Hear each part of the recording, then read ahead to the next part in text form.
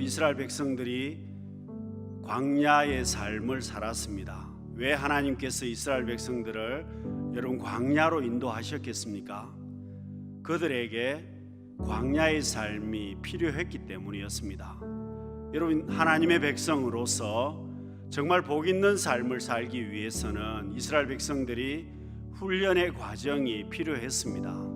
그 광야의 길이 오히려 힘들어도 광야가 이스라엘 백성들을 살리는 길이었기 때문에 하나님께서 곧장 가나안 땅으로 인도하지 않으셨습니다.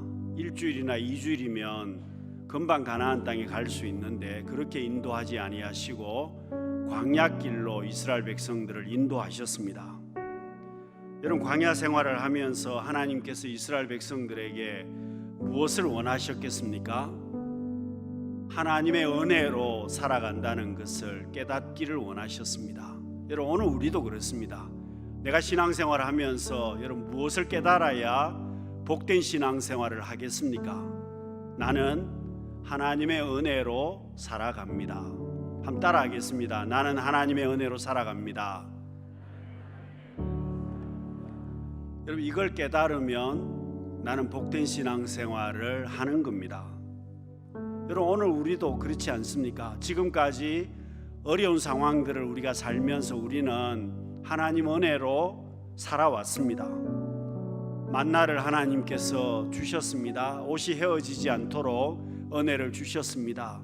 생수를 허락해 주셨습니다. 여러분, 이스라엘 백성들에게 주셨던 것처럼 우리의 삶 가운데도 하나님은 날마다 은혜를 주셨습니다. 그래서 여러분, 지금 내가 잘 살고 있는 것도 하나님의 은혜이고 하나님의 선물입니다. 하나님이 주시지 않았다면 우리는 이렇게 살 수 없는 겁니다. 여러분, 내가 노력한다고 해서 되겠습니까? 내가 능력 있다고 해서 여러분 내 능력대로 다 되셨습니까? 여러분, 내가 실력이 있다고 해서 건강하다고 해서 환경이 있다고 해서 되는 것 아닙니다. 은혜를 빼버리면 설명이 되지 않습니다. 하나님의 은혜를 빼버리면 지금 내가 누리는 것이 설명이 되지 않는다는 겁니다. 사랑하는 성도 여러분, 우리가 광야길을 걸어가지만 하나님께서 은혜 주심으로 인해서 우리가 복 있는 성도의 삶을 살고 있다는 것을 깨닫고 앞으로도 하나님 은혜 가운데 끝까지 달려가실 수 있는 우리 성도님들이 다 되시기를 바랍니다. 사랑하는 성도 여러분, 우리 인생은 선한 것이 없습니다. 여러분, 내게는 선한 것이 하나도 없습니다.